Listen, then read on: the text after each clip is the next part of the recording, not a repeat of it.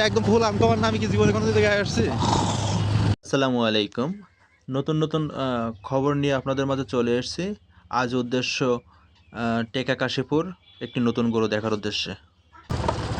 আর কয়দিন আগে হ্যাঁ, এই নদী হাইটি পার হয়েছে বুঝলি। আমার আবার কাটিয়ে গেছে তাই।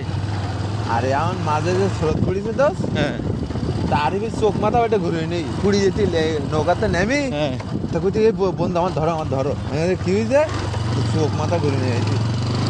গরুর রাগ দেখলে নিজেরও ভয় করতেছিল, আপনারাও দেখবেন বেশ। এইরকম স্রোত পুরো ফুটতেছে এই নদীতে। ওই যে কাটিয়ে গেছে না নতুন করে আবার। ও সে এই নদী কিন্তু পড়ে গেছিল, মানে পায়ে হেঁটে এপার ওপার যাওয়া যেত। আবার নতুন করে সরকারিভাবে কাটলো নদীটি। প্রচুর স্রোত, সেই গল্পই শুনতে শুনতে আসলাম। তো এই নদী পার হতে হবে আমাদের, এখন ওপার যেতে হবে। নদী পার হয়ে তারপরে একটি বাজার পড়বে, বাজারের পরেই আমরা এখন আমাদের গন্তব্য সেই গরুর দেখতে যাব।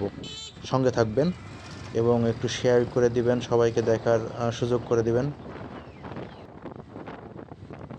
ভয়ঙ্কর কিছু নদীর ভিতরে ছোট্ট একটি নদী, কিন্তু কি স্রোত, ভয়াবহ ভয়াবহ স্রোত একটু। এইসব নদীতে একসময় পালতোলা নৌকা, লঞ্চ চলাচল করতো। আর এখন নদীগুলো ভরাট হয়ে পানির নাব্যতা হারিয়ে কী অবস্থা! এখন একটি নৌকা, তাও রশি দিয়ে চালাতে হয়।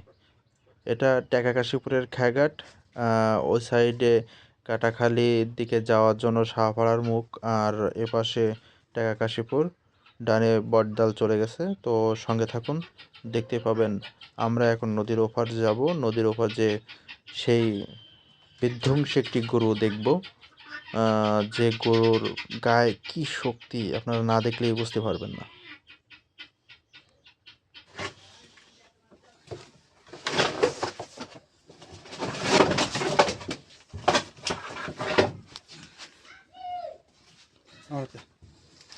কিন্তু ব্যথা তো করে ওই হারামজাদারা ভয় করে বুঝলি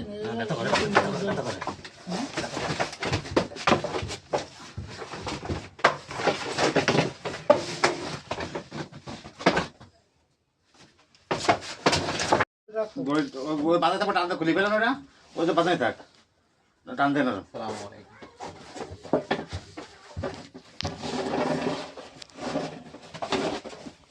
টানতে টানতে টানতে